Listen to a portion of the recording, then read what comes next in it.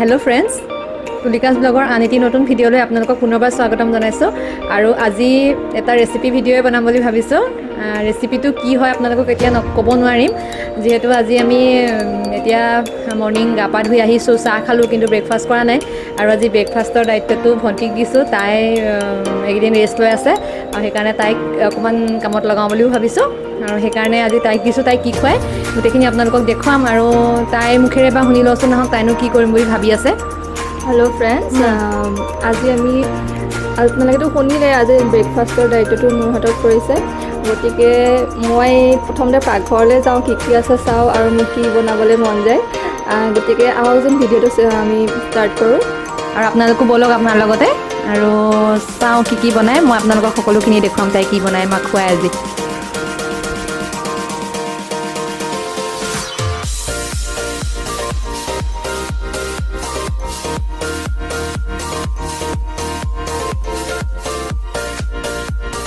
মই আলুখিনি ফ্ৰাই কৰি আছোঁ। ইয়াতে মই অলপ মেগী মছলা দিলোঁ, অলপ হালধি দিলোঁ আৰু এইফালে মেগীখিনি বইল কৰিছোঁ।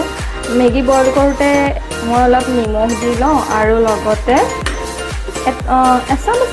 এচামুচো নহয় আৰু তাতকৈ কম অকণমান তেল দি লওঁ, যাতে মেগীটো তেতিয়া মানে ফ্ৰাই কৰোঁতে লাগি নধৰে।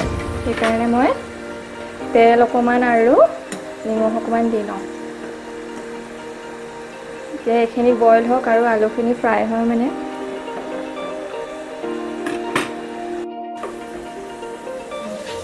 এতিয়া এই আলু ফ্ৰাইখিনি হৈ গৈছে আৰু এইফালে মেগীখিনিও বইল হৈ গ'ল। এইখিনি মই এতিয়া কাঢ়ি ল'ম, মেগীখিনি অকণো পানী নথকাকৈ কাঢ়ি ল'ম। গেছটো অফ কৰি দিছোঁ।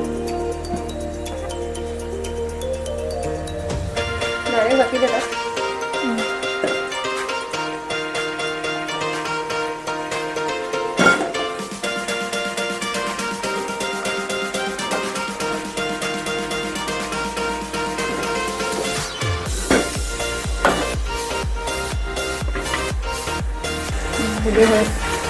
এতিয়া মই আৰু অলপ পিঁয়াজ থৈ দিছিলোঁ, এইখিনিও দি দিম। তাৰপিছতে এইখিনি পিঁয়াজ দি দিম আৰু অলপমান ব্লেক পেপাৰ দিম।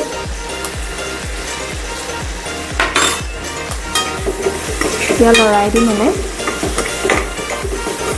যিহেতু আলুখিনি হৈয়ে গৈছে ফ্ৰাই, এতিয়া মই মেগীখিনি ইয়াত দি দিম আৰু ভালকৈ লৰাব লাগিব।